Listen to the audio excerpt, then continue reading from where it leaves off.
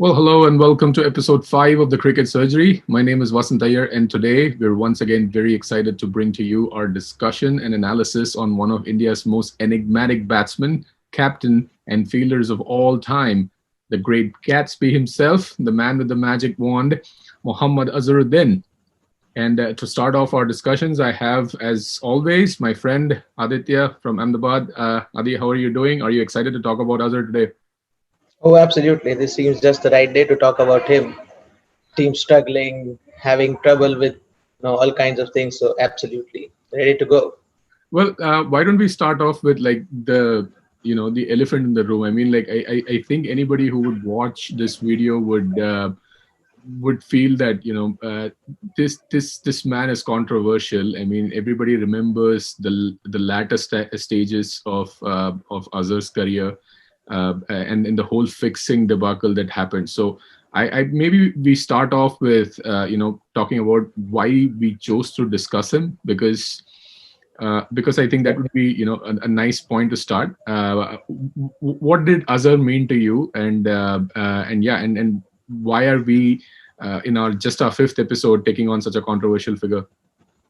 Well, to be honest, Azhar for me, being a late 80s, early 90s kids, Azhar for me meant those delectable flick shots. Azhar for me meant those mad innings where he would just come out and score like crazy. Azhar for me meant those unbelievable slip catches.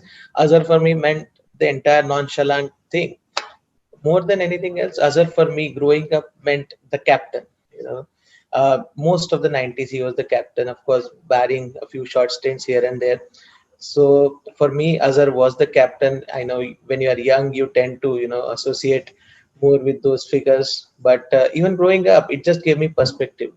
Uh, Having seen so much of cricket over the last 25 years, no claims to be expert, by the way, but having seen so much, it just feels that the way he used to come out and just thrash the opponents all around, I don't think there are too many others who do that way. So that was my memory of Azhar. Of course, then the whole fixing saga came out, and it did, hurt Indian cricket and all, and particularly having been revered so much in the circles, and coming from the specific section of society that he did. Of course, there was a lot of flag that he received, but with passage of time, I think the enduring memory still has been those flick shots and the captaincy, to be very honest. And I mean, some part of me doesn't really care much what happened towards the fag end of his career. I'd rather remember him for those amazing risks that he had. Yeah, so What about you? yeah, definitely. I mean, like even in the early '90s and the late '90s, even as Azhar's delectable flicks and wrist play was starting to sort of slow off. I still remember, I mean, you can't miss the flash of white on his helmet as he came on to bat. You were just waiting for him when he walked out onto the field. You know that Azhar was coming. Even as a very young small boy, I remember that that was the distinctive mark of the captain of India at that time. The taweez that he wore. I found it The really Tavis, yes. I found it really enigmatic. Every time it kind of shook when he flicked the ball for four. And let's talk about a little bit about his batting, and then definitely some of the things that happened toward the latter half of his career are important to discuss, and we will come to that. But maybe we can start off with his early life. So here was Azhar born on February 8, 1963 in Hyderabad, in the capital city of the Deccan Plateau. His grandfather was the reason. He was the first one to spot the youngster's passion for cricket, and that's where it all started. But he quickly progressed to batting at number three. And surprisingly, I don't know how many people know this, he was also the third seamer for Hyderabad schools in the South Zone against the visiting English school sides. And in 81, 82, at the age of 18, he made his first class debut in the Ranji Trophy. It was sort of easy. I mean, like such exposure to get, in a Hyderabad side, which is going through a transition sort of a thing at that side, as Wisden mentions. But the experience shaped his batting, and then national recognition soon followed. Yep, yep. So it kind of helped that he hailed from Hyderabad, but then it kind of made things difficult for him too.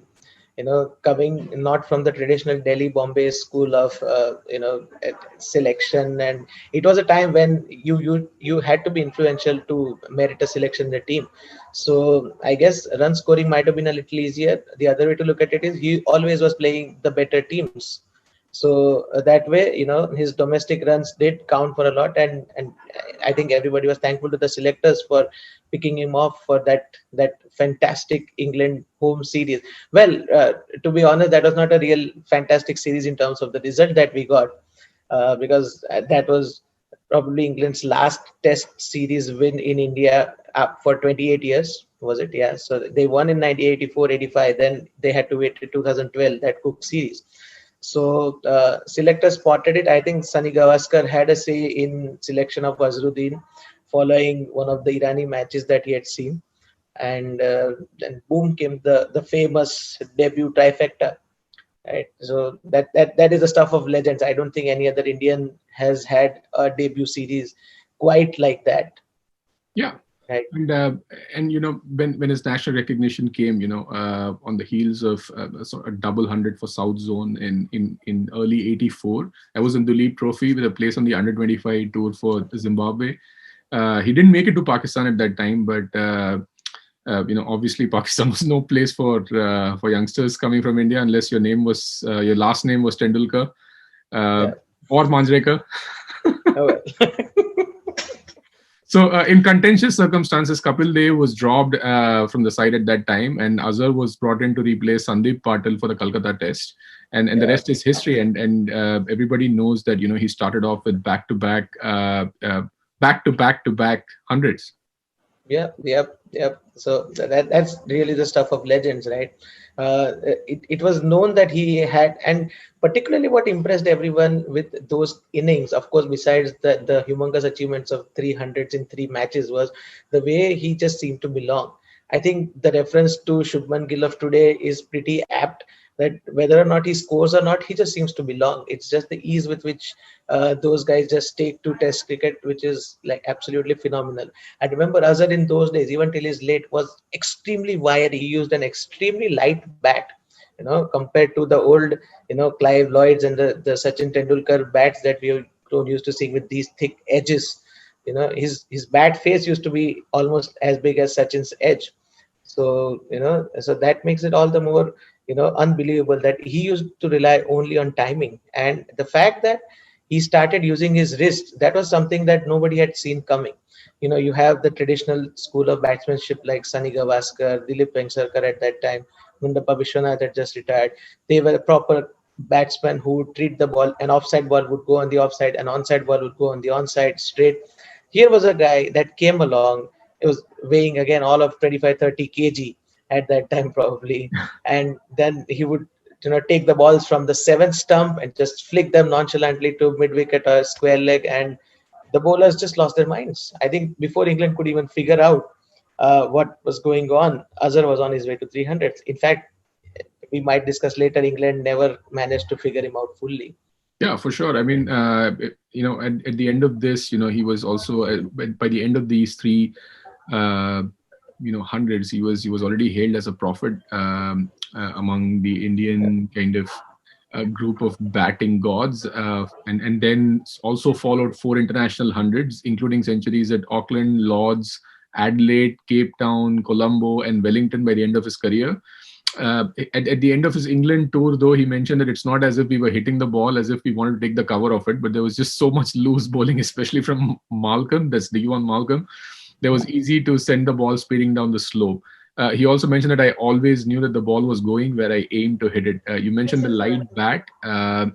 Wisden had remarked, at the end of 1991, he was Wisden Cricketer of the Year, and they remarked that it was truly the peak of artistic batting. Oriental artistry is what they call that, and I thought that was a phenomenal way to describe his batting. Absolutely. And then for someone who uses wizardry just as a wand, it's incredible that he almost lost his place in the team before all these good things happened to him.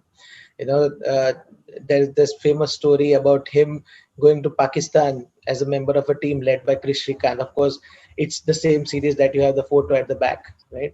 So yeah, that was the one. He was about to be dropped from the team, and Raman Lamba was supposed to play the game, and as it turned out, Raman Lamba got injured in the same match, and after that, Raman Lamba got injured. Azhar got another chance to prove his mettle, and he just started creaming everyone off, including a peak Wasim Bakar and Imran Khan.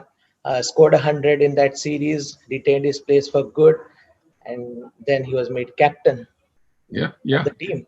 And So as you mentioned, there were centuries to be made. Like he made a bunch of them on pitches at home, but there were not a lot, abroad until his first visit to Pakistan, like you mentioned, in absolutely. 89, 90. He Uh, was he was under pressure because he had a terrible tour of the West Indies where his apparent shortcomings against the short ball was found out. I wouldn't grudge him too much, having trouble facing the West Indies bowlers of mid 80s. So that is not something to be scoffed at. But yeah, he was having a troubled time, and in an Indian lineup that was beginning to produce very good young batsmen like Tendulkar, Manjrekar, Kambli would come along, Praveen Amre would come along, and there were old pros like Ravi Shastri were just constantly churning out decent performances.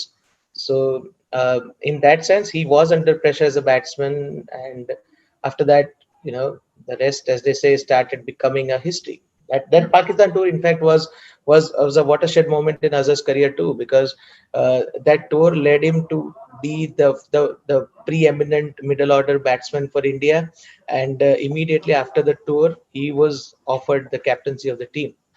So there's this famous saying about the chief of national selectors just calling him out after the Pakistan tour and asking him, "Mia, captain banoge?" So that must have been a huge moment coming from the humble background that he used to come, yeah, and being from coming from again a section of the society that's not necessarily you know uh, considered to be worthy of a captain, etc. I mean it in all due respect, but so it was a big achievement from this boy, particularly with the personality that he seemed to exude, not really caring too much and just in his own world with his flashy ways and all. So it was a big moment for Azharuddin. So now I think we'll be talking about that England tour of for sure, for 1990. sure. And a lot of people, we always talk about Azhar's flicks and his overall demeanor on the field.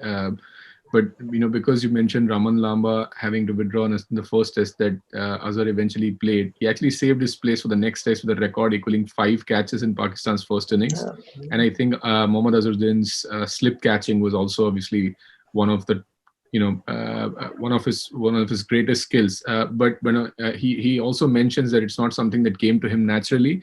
He worked extra hard at becoming the sort of fielder in those days. Especially now, every cricketer is just kind of like the tallest, fastest fast bowlers are also like they could like kind of produce direct hits.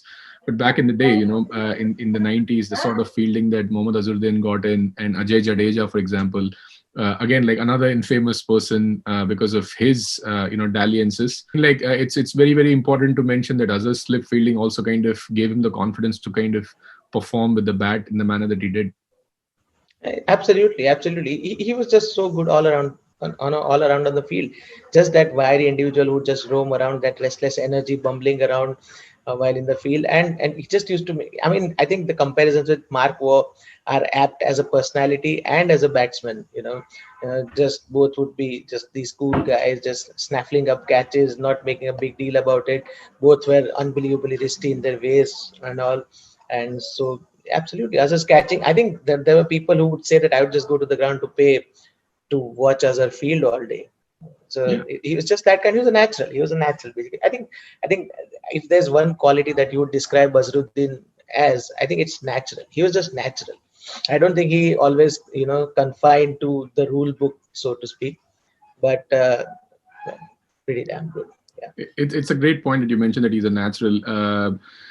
Because as he was a natural, but at the end of the day he was also a human being, and one of the things that kind of he did struggle with was he sort of swayed and ducked under like really really fast bowling, and that was a fact of the matter. But his humility at that time was such that he was not averse to giving and taking advice from people. Oh, In absolutely. the Pakistan tour, Zahir Abbas gave him advice in terms of, it's not that bounces are something to be kind of scared about. There's a certain amount of predictability to it.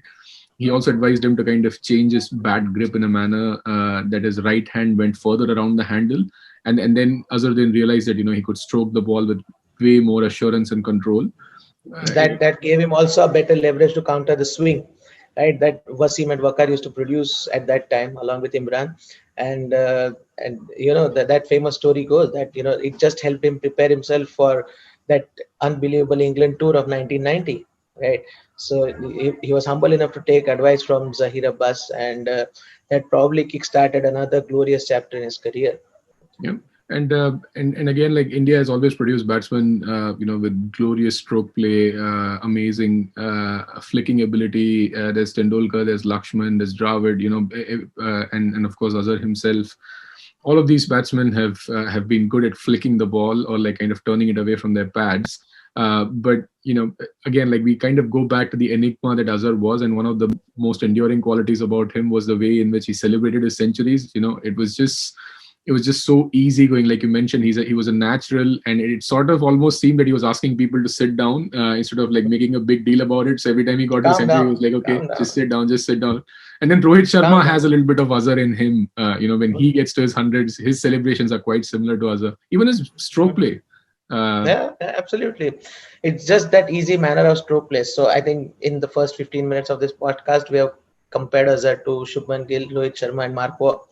I mean, those are pretty good epithets to have, I would say. Yeah, I pretty think I sure. think in Yes. terms of stature though, he comes pretty. I mean, Mark Waugh and Azhar are on similar, scales of achievement. Mark Waugh probably didn't captain as much as Azhar did, or not at all, because he also had another guy called Waugh to deal with. Uh, I guess, but it can be safely said that both Azhar and Marco have another similarity. They're the best batsmen in their own families. So yeah. the Yeah. prettiest to watch, let's put it that way. Prettiest to watch.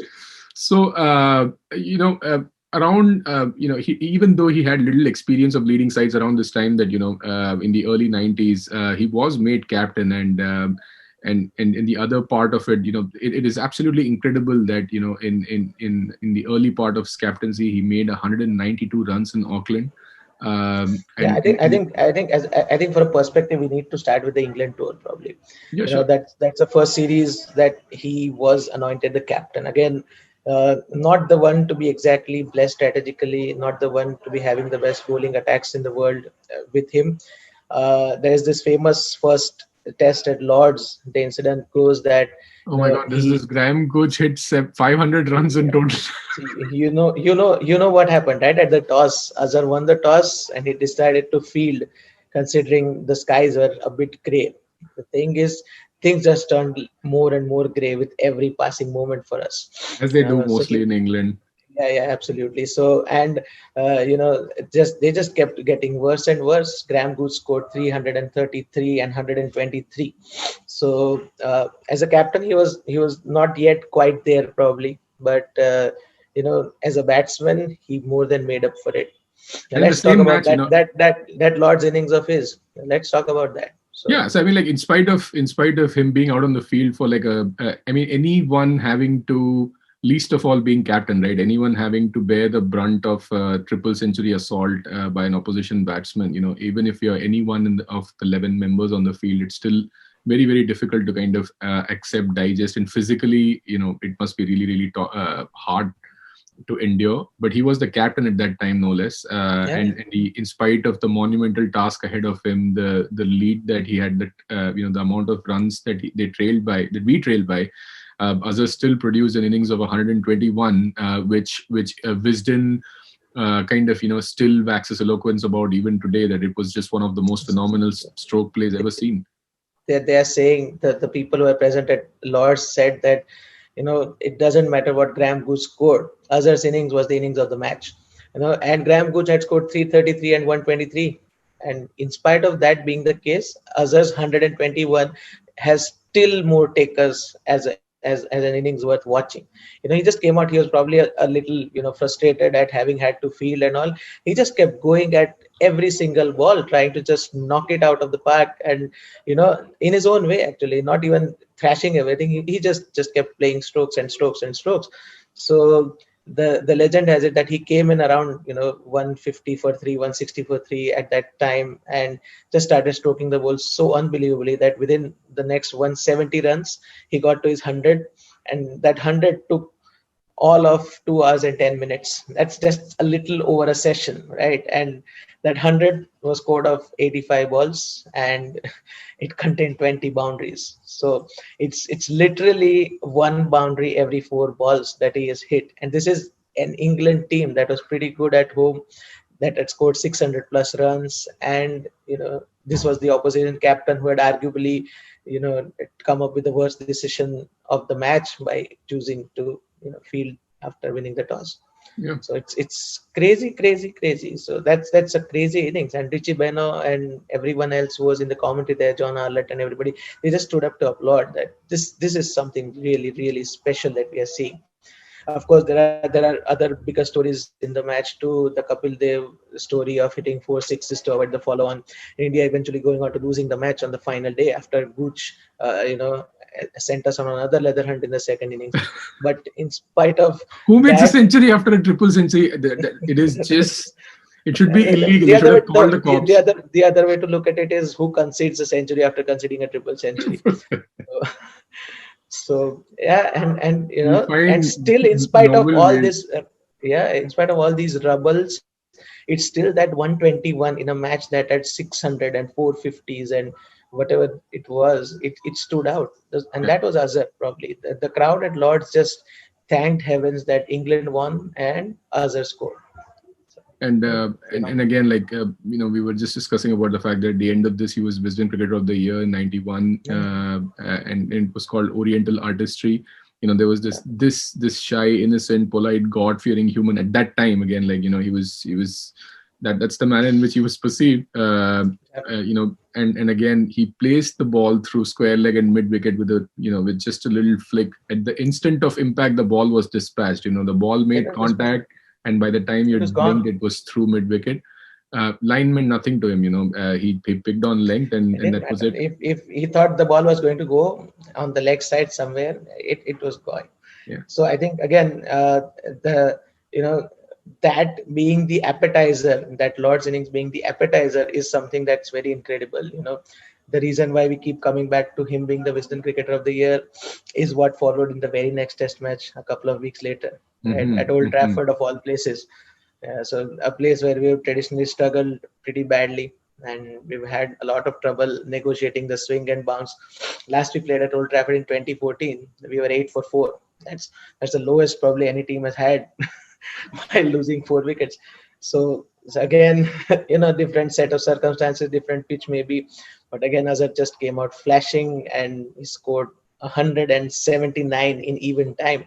Again, at a strike rate of 65, 70 probably. Yes, a strike rate of 70, and close to 30 boundaries in that innings again. So that was probably known as the summer of Azharuddin, even when Gooch scored like 800 runs in the series probably. But that was the summer of Mohammad Azharuddin and in the first series as captain. So that was a pretty phenomenal And thing. then it continued, right? I mean, and that was after which the Auckland innings followed for 192. It was right around the time that the England series had completed and this one began. And Yep. again, I just find it absolutely phenomenal that and this man not only had like 192 at that time, he then went on later a few years, and then hit another 100 at Wellington. So this is Yep. not a person who had a sporadic overseas century in a country. This was a man who made a regular habit of it. As captain, Azharuddin has 9 centuries, I think, and a very, very healthy average in that. The other interesting thing I feel is it's absolutely remarkable that I was just kind of digging up some partnership numbers, and Azharuddin and Sachin have almost 1,500 runs together, and they average 150 together in Test cricket. So one of the most famous innings, of course, came in Cape Town, in around '97. Again, like Sachin's stroke play was just like it's always a story of legend. But the other end was Mohammad Azharuddin, flicking his way through glory. I can't even imagine, being as grown up as we are right now, living in those times, watching those two bat together. It must have been a phenomenal experience. I'm sure you remember it too, and I pretty clearly remember that innings because again, it's the context of what was, coming. So I think we better discuss that. Good. Uh, so the context is that Azharuddin had just been stripped of his captaincy post that infamous 1996 England tour where he and Sidhu had fought and Sidhu had gone home. Sachin was the incumbent captain. Uh, the first home series against South Africa, where we are playing three tests at home, he had failed badly in the first test, and came to Eden Gardens, all angry at the treatment that was being meted out to him. He probably figured that he should have got a better deal, being the senior pro that he was. So he came to Eden Gardens, was hit on the hand, and he retired hurt, and what followed was absolute carnage. Now, remember, this was an attack that featured Alan Donald. Towards the later part, Sean Pollock, Lance Klusner, Brian McMillan, and those guys were like really, really scary at that time. So he walked out at the fall of some seventh wicket at Eden Gardens, seething with anger at all the situations around him. And guess what happened? He gets a 70 ball 100. He gets a 70 ball 100 when India is 7 down, facing a huge deficit. And, it just explodes. That innings of 109 from 77 is known as his angry 100. How many, That way, I think it'd be really, really interesting to also kind of find out how many less than run a ball hundreds this man has, because he's played innings that a Brendan McCullum has played once in his life, a Misbah-ul Haq has played probably once in his life, and this guy did it and repeatedly. seemingly without really giving a single damn. So that Eden Gardens was followed in the very next test at Kanpur with another third innings target setting 160 not out kind of an innings. So the anger was channelized into performance. We went to South Africa in a month's time after that to play a return series. The first Durban test was the famous 100 all out and 66 all out, probably as bad as the 36 all out, maybe not as bad. So that was followed by Cape Town, where Africa ran up 530 runs. We were 58 for 5 when Sachin and Azhar, got together. And what fall, and it was such a surreal moment. The Cape Town Saturday crowd at Cape Town was just eagerly waiting for some wonderful action. The great Nelson Mandela had joined in to just see the proceeding, and they're expecting South Africa just steamrolling us by an innings and 300 runs or something of that sort. And then what followed was the best 4 hours of cricket anybody has ever seen in their lives. And I say this shamelessly after again 25 30 years of watching cricket, that what we saw then was something that is unparalleled. 4 hours, 220 runs between the two, and at almost run a ball, and Azharuddin scoring another 90 ball 100. Like, crazy. So yeah, it's just so remarkable that it's almost unimaginable now. So 58 for 5 is very, very common these days. It's almost taken for granted. But such an innings is just impossible by any team. And again, like this is a guy who didn't do it once. He did it multiple times. He And did it. He did it, and the phenomenal part is he did it thrice in 4 Test matches against a deadly attack. That was peak Alan Donald then, and in those South African trampolines, they used to just dish out so were pitches these that used to matches bounce fixed? like a. You wish, Did you they wish. pay Alan Donald to bowl slowly, so just so that Azharuddin could get to his 100? Because these two innings, the one in Auckland and the other one at Cape Town with Sachin, was probably, they were two of the greatest innings by an Indian batsman abroad. They were of the highest pedigree possible. And Wisden remarked that it illuminated the game with its sheer brilliance and aggression in the face of adversity. And I could totally put that up on my wall, as a Absolutely. to get a The compliment like that. I don't think you can pay money to get compliment like that, right? Absolutely. So the post-match analysis said that the first Sunday of 1997 at Cape Town is something that will be remembered for generations to come. those who were there privileged to watch it. In fact, just a side marketing, if you would say, I'm not getting paid for this. There's a book coming out. Its pre-booking has begun. Sachin and Azhar at Cape Town by Abhishek Mukherjee and Arulabha Sen Gupta. So that is a book, entire book dedicated to that innings. Of course, it views the entire series through the prism of that innings, but that innings was so that partnership was so unbelievable coming at that time when India were probably at the lowest of the lows. And it's just phenomenal for someone who had just lost captaincy after having captained with distinction for 6-7 years, and a young 23-year-old captain struggling to come to terms against this rapid bowling attack. And it's just stuff of dreams, and I'm very, very lucky that I was old enough to still remember some of the stroke play. I keep going back to YouTube to just watch those innings again and again, so I'd probably advise our viewers to have a look at it again. I'm pretty sure anybody who was there at that time will never ever forget it. I remember, I think my first sighter of Azharuddin, I might be wrong about this, but somehow I have a vague memory of him playing in the Ahmedabad Test in '96 versus South Africa. And again, like I remember his white helmet there, his his tavis, and again, like it's just his really relaxed manner to get to the crease. And for me, it felt at that time like I didn't have too many heroes or anything. I was just a little boy.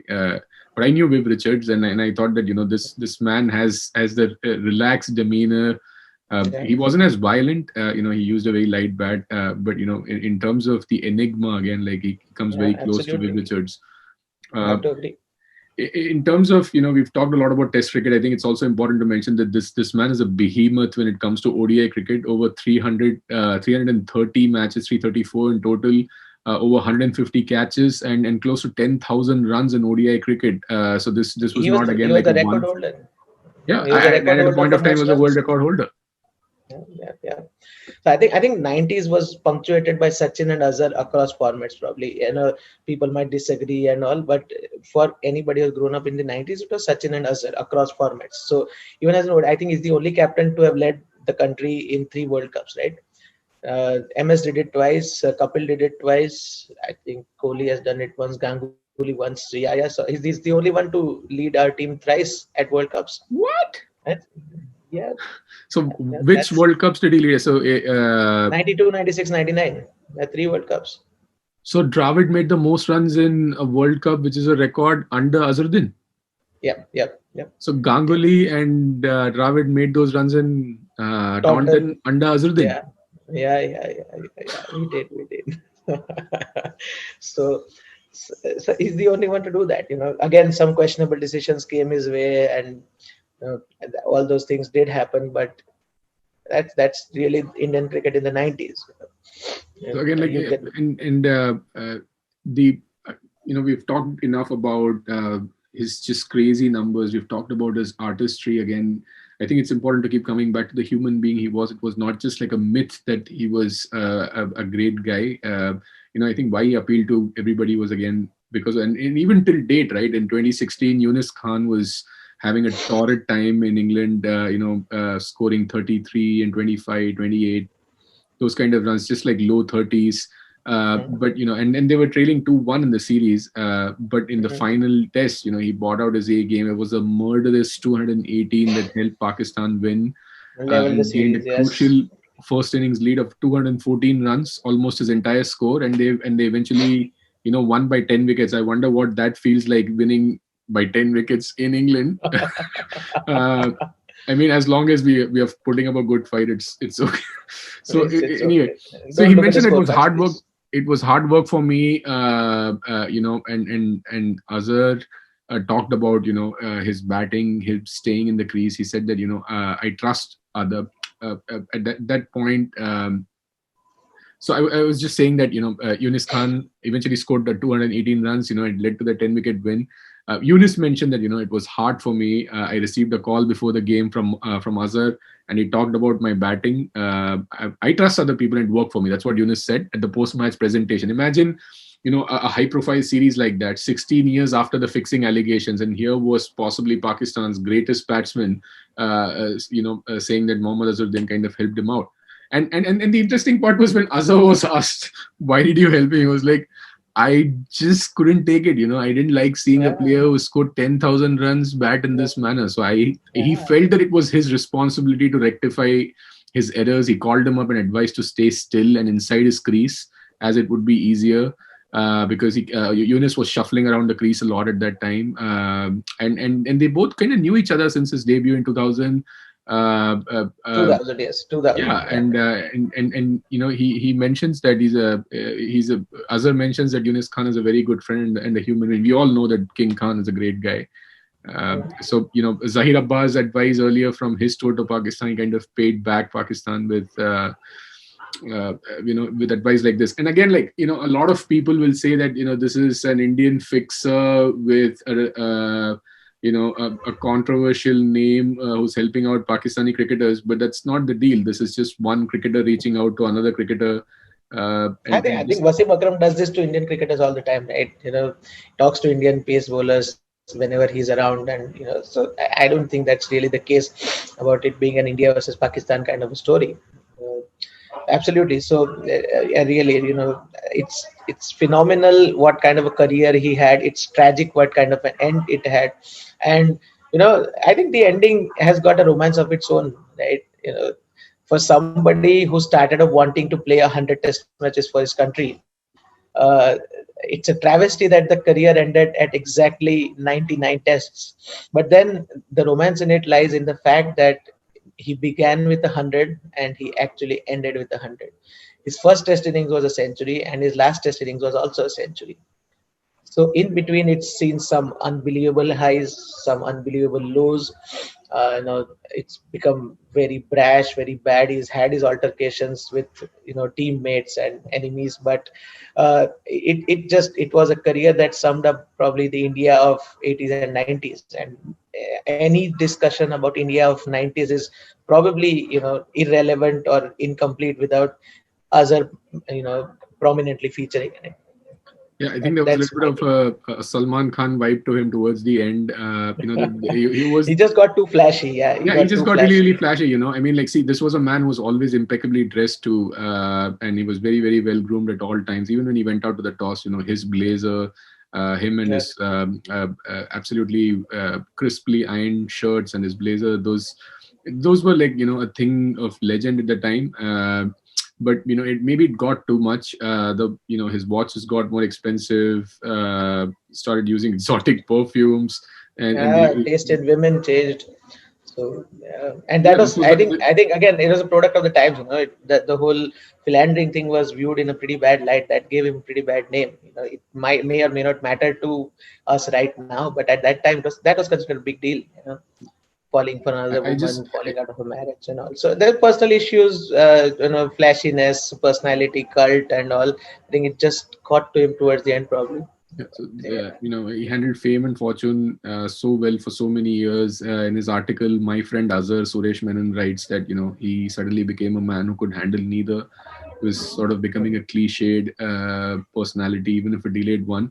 But we were yeah, having none of it, right? Because we remember Azharuddin diving nonchalantly in the slips, grabbing an absolute blinder and just throwing away the ball to the square leg umpire like it was just another day at the office. We remember Azharuddin for his for his deft touch, for his yeah. humility at the crease, and his absolute aggression in the face of any sort of adversity. And that's what makes him one of India's greatest captains of all time. Absolutely. I think he was an imperfect individual. I think everybody would concede that much. I don't even know what his role in fixing was, but do I care? Not really. I mean, I still remember him for those amazing shots because I don't think those can be bought. So I'd rather remember him for that. I think he's been exonerated of those things, of wrongdoings by the BCCI. The ban has been lifted and all. There are rumors about him managing stuff and political connections and all, but I don't think that really matters to me too much. As a kid growing up, he gave me some of my best memories along with Sachin, and probably that's going to be my enduring memory of Mohammad Azharuddin. He's A half decent skipper who used to fumble at a lot of times, but a batsman absolutely par excellence. When he got going, the world just stood up and took notice. And So again, like when I say one of India's greatest captains, I don't mean in terms of results. I yeah, just mean in terms of a man with that sort of enigma. It's like it when was you just look at it was those just old yeah. when you look at those old scorecards, and like one of you dig up like a match from Cape Town and you see his name and a C next to it, and you sort of see how many balls, how many runs. You're like, Yeah. what kind of a display must this have been? And Um, this was a very tough time for the Indian team. It was a pretty bad team at that time. We used to play with all kinds of 1.5 pace bowlers, so there was bowling W.V. and this. Raman at that time, I think. Yeah, What? yeah, he was the opener. He was the opener. I mean, Yeah, yeah. again, in the story goes. So it's really, it's just going through the tough times, and he handled the team the best he could. Yeah. Of course, he had the help of Sachin, who I in mean, it's not like his 1998. successor had a great amount of luck as captain either, right? Yeah, yeah, yeah. Oh, well. Things got just from bad to worse when Sachin took over. So much And so, I again, think Sachin that played some again, great innings as captain himself. no doubt. But the team just kind of fell apart under Sachin. And again, Azhar came back in '98, and with all help from Sachin, he won us 5 ODI multinational tournaments in that one year. It was, Again, it was all Sachin, but the captain was Azhar. So it was. it's a record you really cannot brush off. That he must have done something right to have had such a long rope. No. And he just showed it when he played. So yeah, I think Azhar goes beyond numbers. Azhar is just like one of those guys that you just love to watch for 10 balls. Also, he might disappoint you, but he'll also exhilarate you. So the hell with consistency. It's just a phenomenal stroke play that I'll always remember him for. And it's like, you can't, you mentioned it, you can't set those records aside, and you can't set those partnership records aside. I just found it phenomenal that Azhar and Sachin have had such a great career together in terms of partnership. Obviously, Dravid and Sachin have a world record number of hundreds and runs as uh, in partnership. Uh, and by the end of it, things had come to a head where you mentioned that Azhar was a. I, Mhm. Is Yeah, it yeah, okay? yeah. All Keep good, going. all good, all good, all good. Go Okay, ahead, go okay. ahead. So, at the end of it, he was invited to a function by the Karnataka State Cricket Association in Bangalore. And, he hugged all of his former colleagues, and none more publicly than Sachin Tendulkar. I don't think even Sachin can set aside a relationship with a human being with whom he averaged 150 together and scored over And 1,500 360 runs in Test partnerships. cricket. Absolutely, absolutely.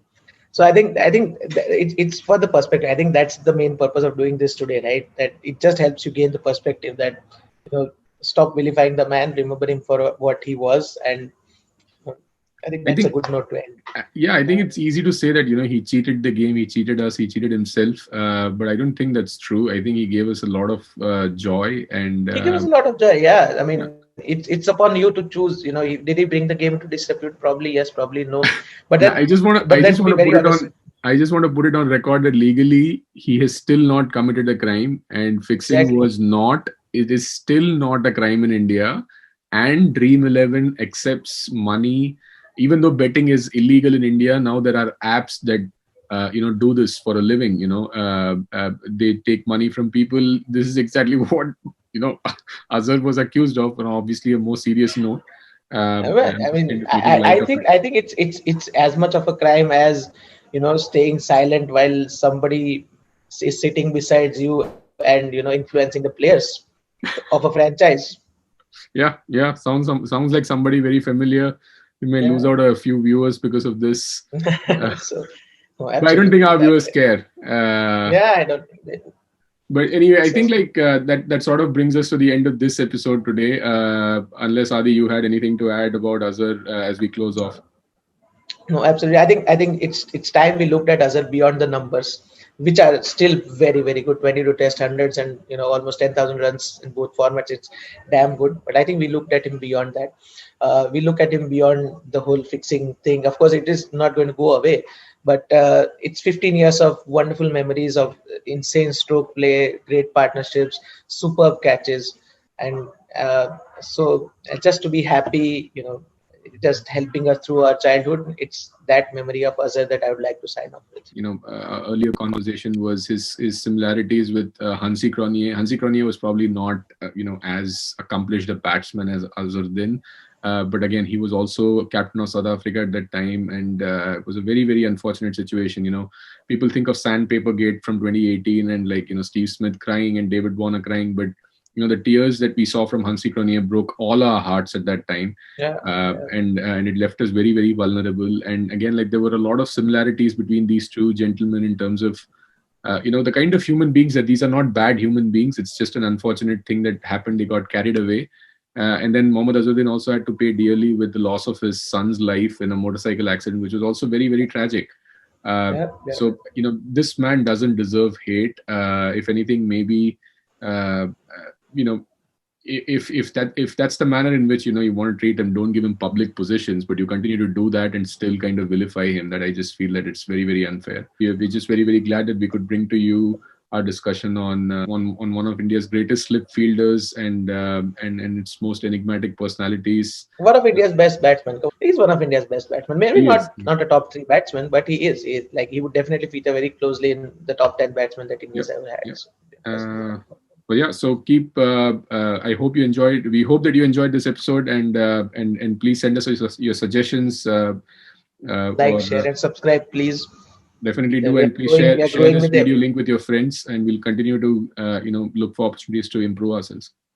Absolutely, we are growing every week, and it's thanks to the love shown by all our colleagues and fans and friends.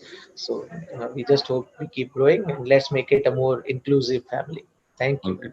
Okay, thank you very much. See you around, Adi, for the next episode. Excited for that one. Be there. Absolutely. Okay, bye-bye.